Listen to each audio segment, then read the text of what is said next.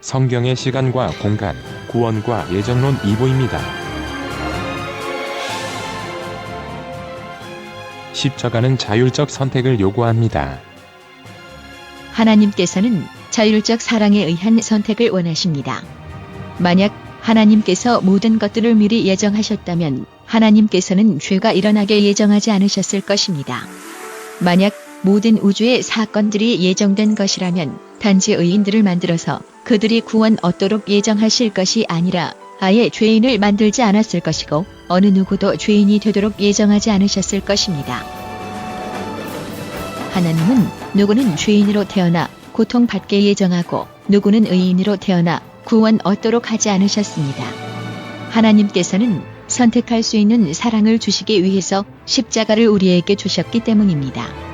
모든 창조물들은 그들 스스로의 사랑의 선택에 의하여 그들이 무엇이 될 것인지를 정하게 하셨기 때문입니다. 만약 우리의 미래가 이미 정해져 있다면 더 이상 자유의지는 존재하지 않게 되고 자유의지가 없는 인간은 동물과 다를 바가 없게 됩니다.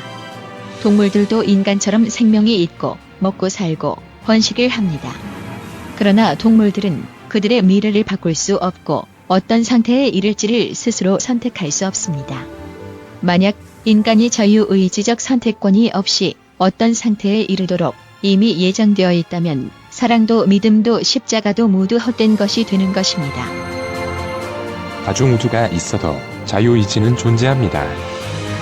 다중우주가 있다고 가정하고 인류의 모든 역사가 각기 다른 시간의 속도를 가진 다중우주 안에서 나타나고 있어서 모든 과거와 미래의 역사가 이미 이루어졌다고 가정하더라도 자유의지는 존재합니다. 하나님께서 개입하지 못하시는 시간과 장소는 없기 때문입니다. 어느 시간대는 인간 스스로 만들어 나가고 어느 시간대는 하나님의 개입이 있는 것이 아니라 매일 매 순간 과거이든 현재이든 미래이든 모두 하나님 아래에 있습니다. 미래나 과거가 현재와 시간적으로나 독립적으로 어떤 다른 우주에서 일어난다고 가정할지라도 그 우주에 사는 사람들에게 그들의 시간은 미래가 아니라 현재로 나타나기 때문에 하나님은 모든 우주의 현재가 되는 것입니다. 다중우주가 있다고 하여도 과거, 현재, 미래의 시간대가 서로 비교될 때만 서로에 대하여 과거도 되고 현재도 되고 미래도 되는 것이지 비교 없이 각 시간대를 독립적으로 볼 때 모든 시간은 그 안에 사는 사람들에게 현재가 되는 것입니다.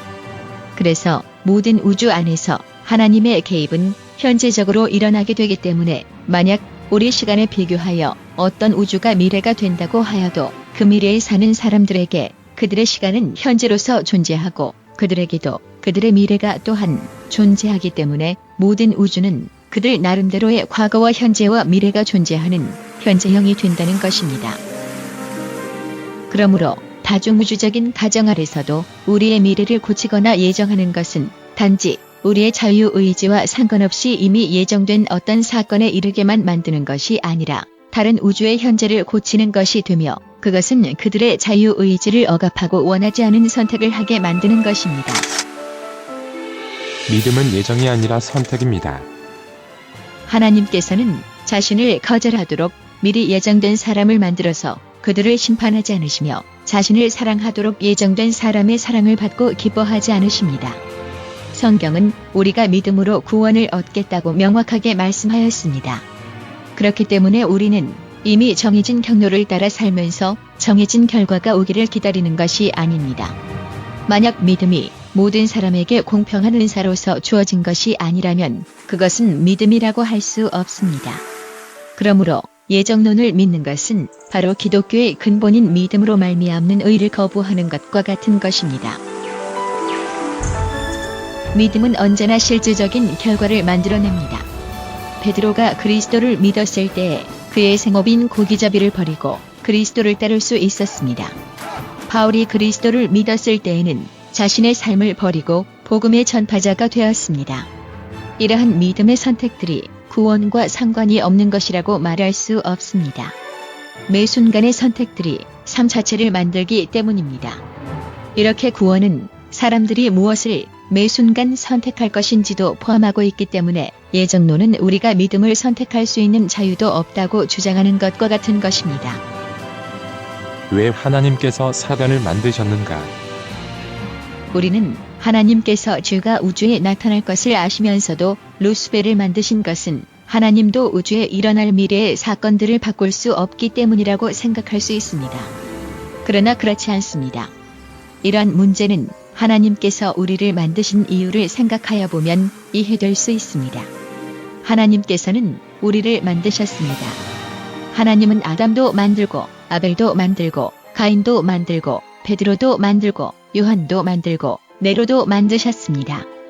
그러나 아벨은 믿음으로 순종을 택하여 구원을 얻었고 가인은 믿지 않음으로 불순종하여 멸망에 이르렀습니다. 하나님께서는 노아도 태어나게 하셨지만 노아 시대의 모든 사람들을 태어나게 하셨습니다. 그러나 노아와 그의 가족들만이 홍수가 올 것이라는 하나님의 말씀을 믿어서 순종하였고 그래서 구원을 얻었지만 다른 사람들은 믿지 않음으로 멸망당하였습니다. 히브리서 11장은 인간의 구원이 예정이 아니라 믿음으로 선택하는 것임을 증명하고 있는 것입니다. 그런데 왜 아벨은 믿었고 가인은 믿지 않았을까요? 가인도 하나님을 신으로서 알고 있었고 그렇게 받아들였습니다. 그래서 그도 아벨처럼 제사를 드렸습니다. 그러나 가인은 하나님께서 내리신 방법을 따르지 않기로 선택하였습니다. 만약 하나님께서 가인을 만드실 때 하나님의 명령에 불순종하게 만드셨다면 하나님께서 가인에게 순종을 요구하지 않으셨을 것입니다. 그래서 가인의 선택은 바로 가인 스스로 선택한 것이었고 그가 하나님을 온전히 믿지 않았다는 것을 보여주는 것이었습니다. 우리는 가인과 아벨을 우리가 아닌 제3자로 보기 때문에 아벨은 믿도록 만들어졌고 가인은 믿지 않도록 만들어졌다고 오해할 수 있습니다.